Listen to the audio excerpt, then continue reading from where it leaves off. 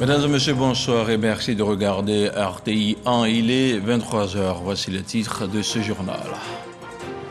Adama Bictogo a été désigné ce 1er février 2022 président intérimaire du Parlement ivoirien. Le député d'Agboville et vice-président à l'Assemblée nationale va remplacer le temps d'un séjour médical hors du pays le président Amadou Soumaoro. Le bureau de l'Assemblée nationale a été officiellement informé ce mardi. La Côte d'Ivoire va davantage sécuriser son territoire. Quelques 200 véhicules et des équipements de dernière génération ont été remis aux unités des forces de défense et de sécurité.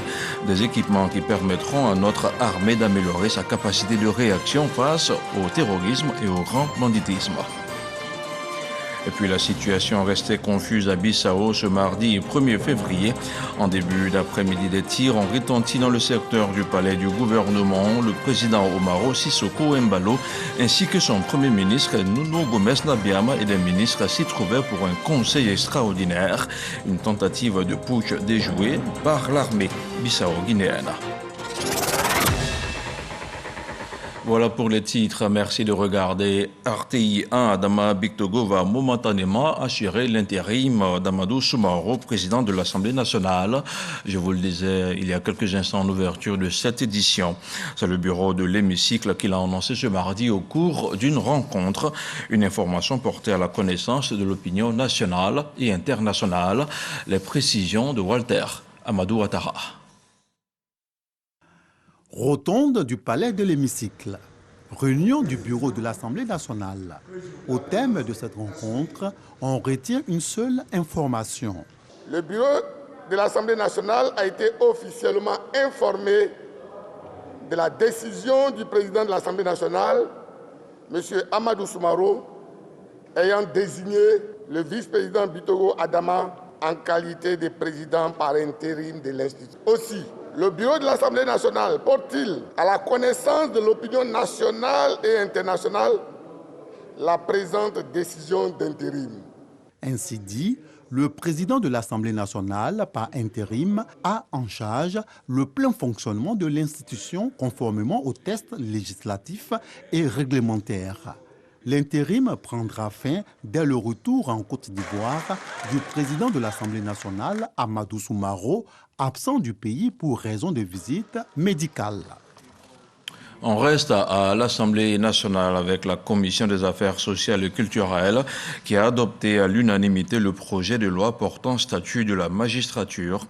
Face à plusieurs dizaines de députés, le garde des Sceaux, ministre de la Justice et des Droits de l'Homme, s'est prononcé sur la centaine d'articles répartis dans les 10 chapitres du projet de loi. Pour Sanson Kambilé, ce projet innove et constitue une avancée notable. Il vient renforcer l'indépendance du magistrat, lui reconnaît le droit syndical de défendre ses intérêts, mais lui interdit l'exercice d'activités politiques. Selon notre reporter, plusieurs parlementaires de l'opposition et du parti au pouvoir ont participé au débat en faisant des suggestions et en apportant des amendements ou encore des soutiens. Toujours au Parlement, 6 projets de loi ont été adoptés en plénière hier lundi après leur passage en commission. Réunis au sein du Parlement, au moins 238 députés ont répondu à l'appel. Tous ont examiné les différents projets de loi avant leur adoption pour l'intérêt des populations. On en parle avec Éric Goré. Adama Bictogo, vice-président de l'Assemblée nationale de Côte d'Ivoire, président par intérim de l'Assemblée nationale, ouvre la plénière en cette session extraordinaire de l'année 2022. Les députés de la nation ivoirienne sont ici pour adopter 6 projets de loi qui touchent plusieurs domaines. Ces 6 projets de loi ont déjà été adoptés en commission. Le projet de loi autorisant le président de la République à ratifier le protocole sur la lutte contre la corruption de la Communauté économique des États de l'Afrique de l'Ouest, CEDEAO. Le projet de loi portant ratification de l'ordonnance portant légalisation du régime fiscal et douanier de la Convention de concession de la ligne 1 du métro d'Abidjan. Des lois qui vont lutter contre la corruption dans l'espace CEDEAO ou encore contre le blanchiment des capitaux. La lutte contre la prolifération des armes, contre le blanchiment de capitaux, le détournement des deniers publics, la corruption est une bataille internationale à ce jour et la Côte d'Ivoire n'est pas en marge. Des lois également qui vont renforcer les dispositions pour faciliter la réalisation du projet de métro à Abidjan. Nous estimons que ce projet il est très coûteux. Néanmoins, vu l'envergure, vu la nécessité pour les Abidjanais de se déplacer, le groupe parlementaire PDCI a tenu à le voter. Certes, ces 6 projets de loi ont été adoptés, mais les débats ont quand même eu lieu à l'Assemblée nationale, comme de coutume. Nous avons eu un projet d'amendement. J'ai fait un projet contraire. Bien évidemment, que le collègue député a estimé que la perquisition dans un cabinet d'avocats ou de médecins n'était pas suffisamment encadrée. Je lui ai dit que d'autant plus que la perquisition se fait en présence du procureur de la République, qui est un magistrat, et du bâtonnier, à ce moment-là, il donne tout ce qui est garanti. Ce sont des débats d'idées, argument contre argument, et en toute fraternité, en tant qu'Ivoiriens, nous nous parlons, et quand il y a consensus, nous votons les lois à l'unanimité.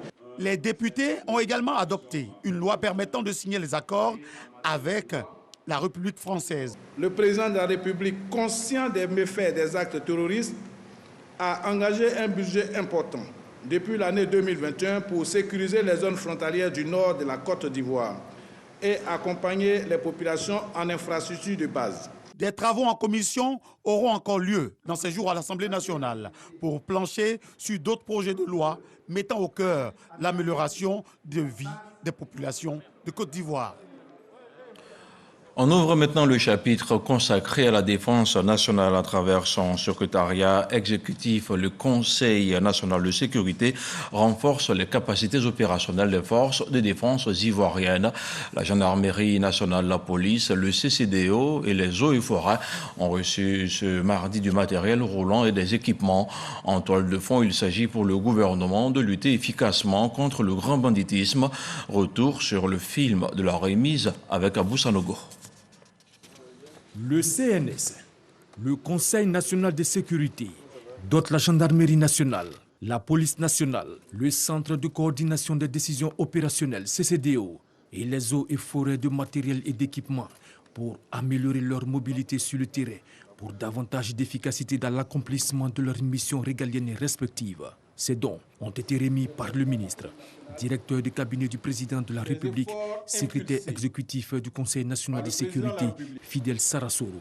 Le gouvernement ivoirien a initié, dans le cadre notamment des lois de programmation militaire et sécuritaire, plusieurs actions visant la modernisation et la professionnalisation des forces de défense et de sécurité. Ces efforts impulsés par le président de la République, chef suprême des armées, ont progressivement conduit à une nette amélioration de la situation sécuritaire générale.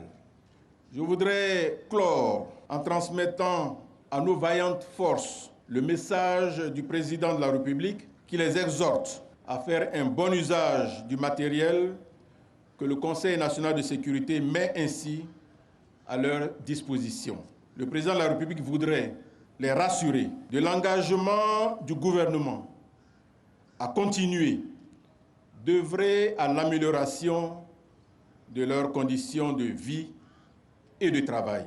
Ces matériels et équipements acquis sont composés de plus de 200 véhicules, dont des ambulances médicalisées, des embarcations navales d'intervention, des drones de surveillance, des armements et des munitions, des équipements de contrôle routier, des véhicules de transport de troupes, 44 motos, des matériels balistiques et de maintien d'ordre, des matériels de transmission et des GPS. Ils vont permettre aux forces de défense et de sécurité de lutter efficacement contre toutes les menaces sécuritaires. Et cette session de formation militaire au Centre international Kofi Annan, pendant 4 jours, personnels civils et militaires ont renforcé leurs capacités sur la riposte face au terrorisme et à l'extrémisme violent en Afrique de l'Ouest. Les participants ont également visité l'Académie internationale de lutte contre le terrorisme de Jacquesville. On retrouve encore une fois Abou Sanogo. Un séminaire de renforcement de capacités contre le terrorisme des armées des États d'Afrique de l'Ouest, des départements ministériels et la société civile. Il répond au principe du Centre international de formation au maintien de la paix Kofi Annan, créé par le gouvernement du Ghana en collaboration avec la communauté internationale pour fournir un soutien dirigé par l'Afrique aux efforts de paix et de sécurité en Afrique et au-delà.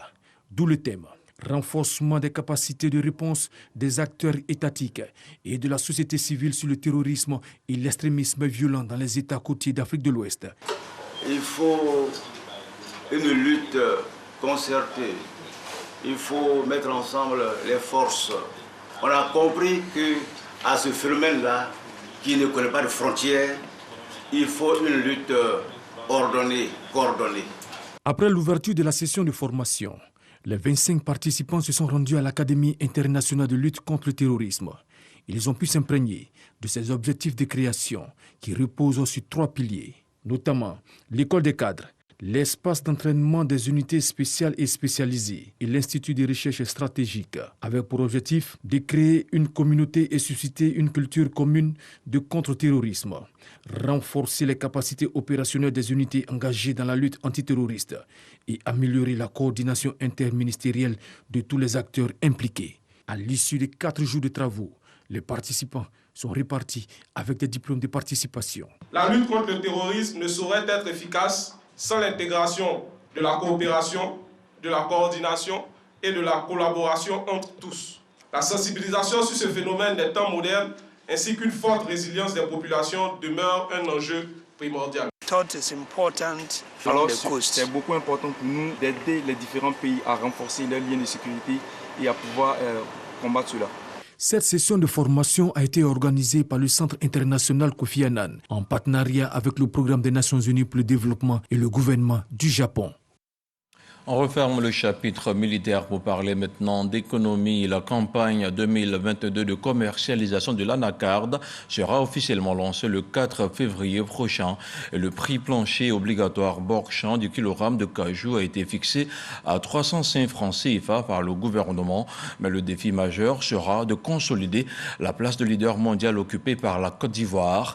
Pour la nouvelle saison qui s'annonce, comment se préparent les acteurs pour assurer la qualité du produit et pour limiter la fuite de leur production vers les pays limitrophes? La réponse dans ce dossier EcoPlus réalisé dans le Gontougo par Mahama Traoré.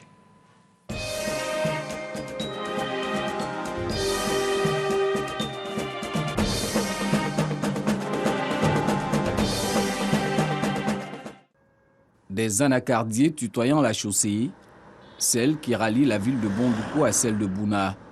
Ce paysage prouve à suffisance que nous sommes dans une zone de forte production. Après 70 km de parcours, nous voici à Flakiédougou. Dans la région du Gontougo, cette bourgade est réputée être le centre névralgique du commerce de cajou. L'ambiance y est encore timide avant le lancement de la campagne prévue ce 4 février, mais il faut déjà se préparer, comme le font les ouvriers de la coopérative de Ondité. Vous essayez de mettre tout en ordre, arranger les sacs vides, les palettes, on va réparer les palettes. Ils s'affairent à aménager l'entrepôt vide avant l'arrivée des tonnes de noix de cajou qui seront acheminées depuis les champs une fois la campagne lancée. Quelques producteurs membres se joignent à la tâche. Avec lui, j'ai fait tous mes ventes parce que avec lui, même si j'ai besoin des produits, je demande à ce qu'il me donne pour qu'en fait je puisse traiter le champ. Je sais qu'on est en communauté. Compter sur la récolte de firmets est bon signe pour Ondité, surtout que les commandes des clients affluent en cette pré-campagne. Le plus gros client qui prend avec nous, voilà, il demande près de 10 000 tonnes, qu'on fasse 10 000 tonnes pour lui. Voilà, donc avec les autres aussi qui sont à côté, chacun vient. Cette année même, il y a beaucoup d'architectes qui viennent vers la zone de Bondoukou. Je pense que ça va marcher. Vu notre production, même déjà, nous, pour notre coopérative, on peut avoir 5 à 4 000 tonnes. Ondité compte près de 1000 planteurs affiliés à sa coopérative, mais détenir l'exclusivité d'achat de la production de chacun d'entre eux vaut son pesant d'or. Surtout que ces dernières années, bon nombre de producteurs succombent à la tentation d'acheteurs plus offrants venus des pays limitrophes. Une sorte de concurrence déloyale qui met à mal le marché local. Nos concurrenciers, ils viennent faire les prix, ils augmentent les prix, ils ramassent les produits sans payer des taxes. Alors que nous qui sommes ici en Côte d'Ivoire, les coopératives souffrent actuellement. Les parents n'ont plus confiance en nous. L'an dernier, la région du Gontougou a produit près de 150 000 tonnes de noix de cajou. Seulement 40 000 ont été commercialisées au niveau local, le reste hors des frontières ivoiriennes. Face au manque à gagner causé par ce phénomène, le groupement d'intérêt économique des acheteurs et producteurs de cajou du Zanzan entreprend depuis plusieurs mois une campagne de sensibilisation des acteurs locaux. Bonoukou fait les qualités 54, 53, 52, 51, 50. On regarde pour le nord, on dit la qualité fait 45, 46. Entre 50 et plus et 47 moins, à qui on va donner le prix? C'est 50 et plus qu'on donne le prix. On paye pour eux à 1500 et on paye pour la Côte d'Ivoire à 1000 francs. Alors que les 50 et plus là, c'est quitté ici, en Côte d'Ivoire ici. Nous devons démontrer au monde entier que la qualité qui fait la différence des prix, cette qualité-là vient d'ici, vient du Zanzan. C'est environ 50 milliards de francs CFA que ce trafic illicite fait perdre à l'économie nationale par an. C'est aussi une menace pour la future zone industrielle dédiée au cajou que l'État prévoit de bâtir sur ce site de 15 hectares, situé à l'entrée de la ville de Bondoukou. Une première en Côte d'Ivoire, le premier pays producteur mondial entend ainsi gravir des échelons sur le segment de l'industrialisation de la filière. En 2021, la Côte d'Ivoire s'est hissée au premier rang africain des pays transformateurs de cajou et au 3e rang mondial. Retour à Flakiédougou où nous retrouvons Nicolas. S'il désherbe avec tant de dévotion ses 12 hectares d'anacarde, c'est parce qu'il est optimiste pour sa prochaine moisson. Chaque année, 8, 7 tonnages. Cette année, j'espère avoir au moins 10 ou 12, 13. Cette dizaine de tonnes de récolte attendue fera aussi l'affaire de la coopérative à laquelle est affilié Nicolas, comme 80 autres planteurs. La production de chacun d'entre eux permettra à la coopérative d'honorer son carnet de commandes pour la prochaine saison. Pour les responsables de cette structure, le défi ne sera pas seulement de mobiliser une importante quantité, la qualité des noix sera aussi scrutée. C'est quand vous allez ramasser tout ce qui est végétal. Parce que quand ça dure sur la terre, comme ça peut devenir haute couleur. Ça ne donne pas la qualité. Quand vous ramassez, vous stockez ça bien. Voilà, comme on l'a fait l'année passée, si ça réussit. Philippe a bien des raisons d'insister. Par le passé, 25 tonnes de son stock de produits agricoles ont été refoulées pour défaut de qualité. Mais en 2021, sa coopérative a réalisé l'exploit de commercialiser l'ensemble des 400 tonnes de cajou collectées. Un exploit qu'il doit aux bonnes pratiques agricoles acquises auprès de l'ANADER, Agence nationale d'appui au développement rural. Cette année, c'est mieux. Hein? Ouais, ça va. Cette année, ça va. Ça va, non? Ouais, ça va. Tu vois comment il y a eu changement? Dieu fait grâce cette année, ça va. L'année prochaine, on va faire de plus. On va progresser. On va couper les branches dans l'Acadie comme on a fait l'année passée. Tu as vu comment ça a produit cette année de plus? Voilà. Donc, ça nous permet de trouver, de faire plus. Donc, avec les conseils qu'on vous donne, avec les agents en ADER, tu vois qu'il y a eu changement. Certaines pratiques devenues récurrentes dans la chaîne de valeur pourraient aussi expliquer le défaut de qualité des noix. Les producteurs n'observent plus vraiment les opérations post-récolte.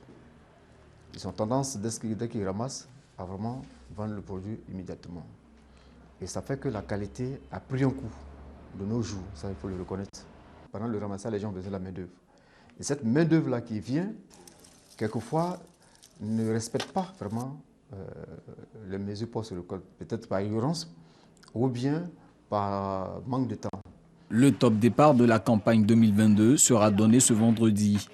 Le prix plancher obligatoire Borchamp a été fixé à 305 francs CFA. Le gouvernement prévoit une production d'environ 1 040 000 tonnes de noix de cajou brutes, contre plus de 805 000 la saison précédente. Quand le Gontougou se mobilise contre la fuite de produits de l'anacarde, un dossier de Mahama Traoré à revoir sur RTI 1. Depuis ce 1er février, le prix à la pompe du super sans-plomb connaît une hausse de 20 francs CFA. Il passe donc de 615 à 635 francs CFA le litre. L'information a été donnée par la Direction générale des hydrocarbures ce mardi. En face, le prix du gasoil, lui, se maintient à 615 francs CFA. Le récit de Jean-Luc Mangbo. 635 francs CFA. C'est avec ce nouveau prix du litre de l'essence super sans plomb que les Ivoiriens ont commencé leur mois de février. La traditionnelle note diffusée par la Direction générale des hydrocarbures chaque début de mois contenait, pour cette fois-ci, un changement dans la ligne réservée au super sans plomb. Depuis avril 2021, le prix de ce carburant est resté inchangé à 615 francs CFA le litre, tout comme le gasoil ou encore le pétrole lampant. Ces deux derniers produits ont conservé leur prix, à savoir 615 francs et 555 francs CFA le litre. Par ailleurs, le prix de la bouteille de gaz butane de 6 kg reste fixé à 2000 francs CFA. De même, la bouteille de 12,5 kg, très prisée des ménages, demeure inchangée à 5200 francs CFA. L'ajustement des prix des produits pétroliers en Côte d'Ivoire, faut-il le rappeler, se fait chaque mois conformément aux dispositions du mécanisme automatique des prix des hydrocarbures sur le marché international. La hausse répétée du prix du baril de pétrole sur ce marché a donc eu raison de plus de 10 mois de stabilité du prix du super ivoirien. Entre janvier 2020 et janvier 2021, le baril oscillait entre $20 et $55. Il est désormais à près de $90. Et on fait maintenant le point de la situation de la Covid-19 au 1er février.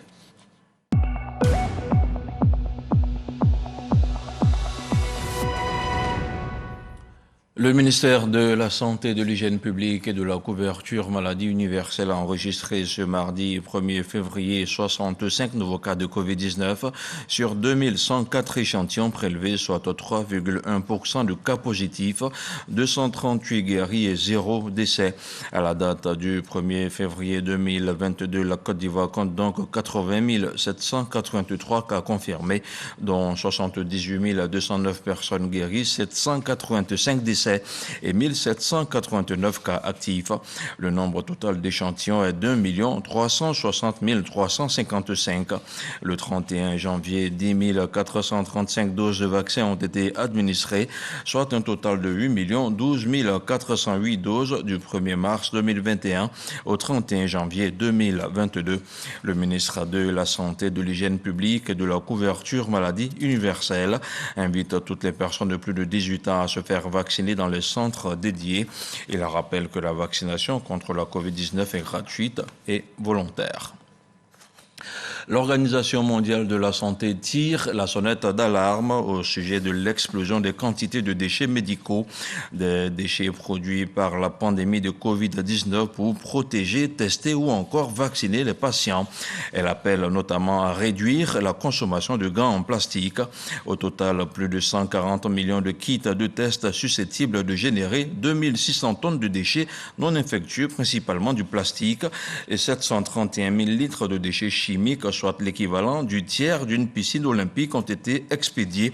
En outre, plus de 8 milliards de doses de vaccins ont été administrées dans le monde, produisant ainsi 144 000 tonnes de déchets sous forme de seringues, d'aiguilles et de caisses de sécurité.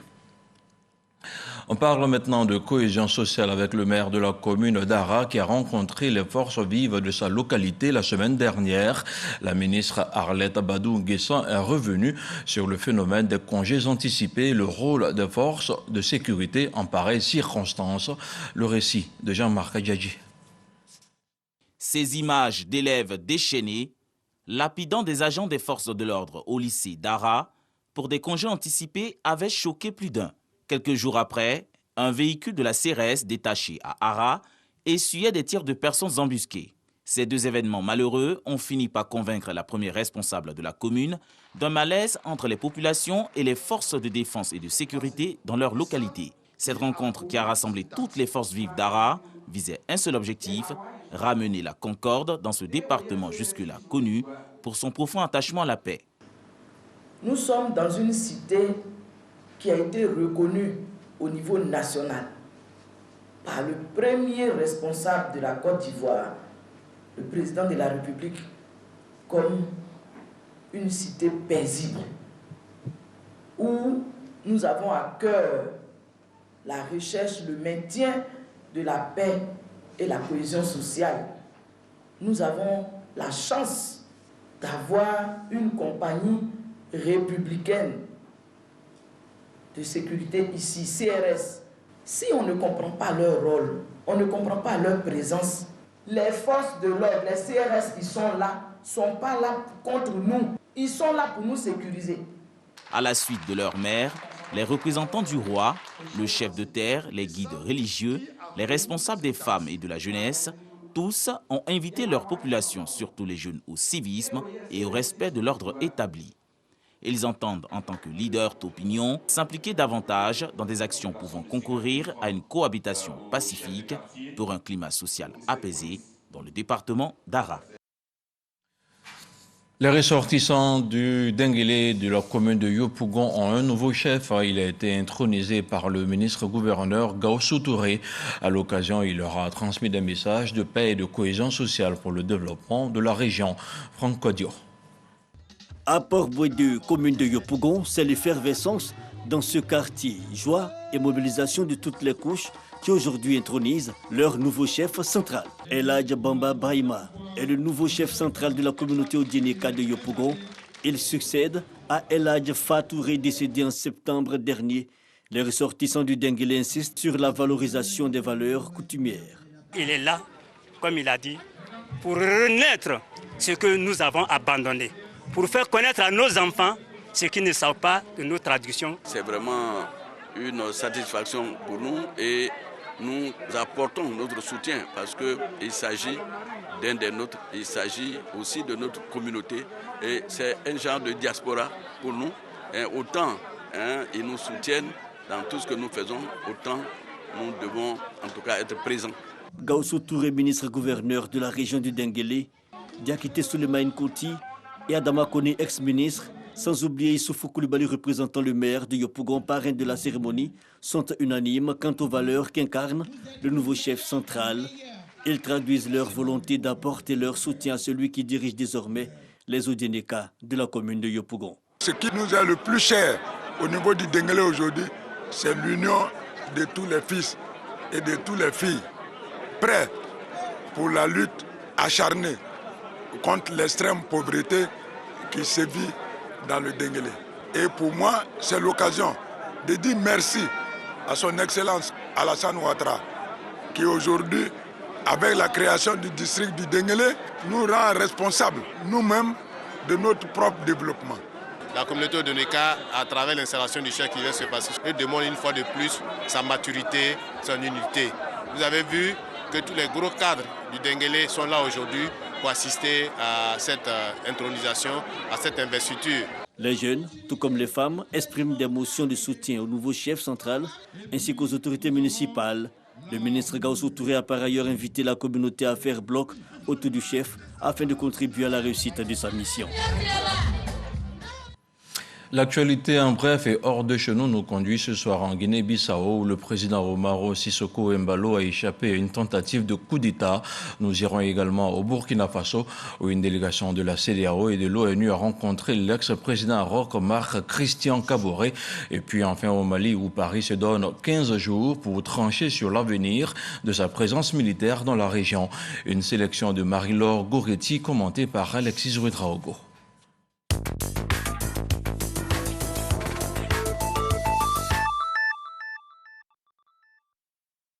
Des coups de feu ont été entendus à la mi-journée ce mardi à proximité du palais du gouvernement de Bissau, la capitale de la Guinée-Bissau. Les hommes armés en civil ont ouvert le feu sur le palais ministériel où le président et le premier ministre tenaient une réunion. Une situation vivement condamnée par la CEDEAO qui demande aux militaires de retourner en caserne. Une délégation conjointe de la CEDEAO et de l'ONU a rencontré lundi le nouvel homme fort du Burkina. La délégation a également rencontré le président déchu roch Marc Christian Kaboré, placé en résidence surveillée dans une villa de Ouagadougou. Après sa suspension vendredi des instances de la CEDEAO, le Burkina l'a été aussi lundi de celle de l'Union africaine. Après l'expulsion de l'ambassadeur de France au Mali, la France se donne 2 semaines pour trancher sur l'avenir de sa présence militaire dans la région. Après 9 ans de lutte anti-djihadiste à laquelle elle avait fini par réussir à associer des partenaires européens. Et ça sera tout pour ce soir. Ce temps d'antenne est terminé. Merci d'avoir suivi cette édition d'information. Bonsoir et que la paix soit avec vous.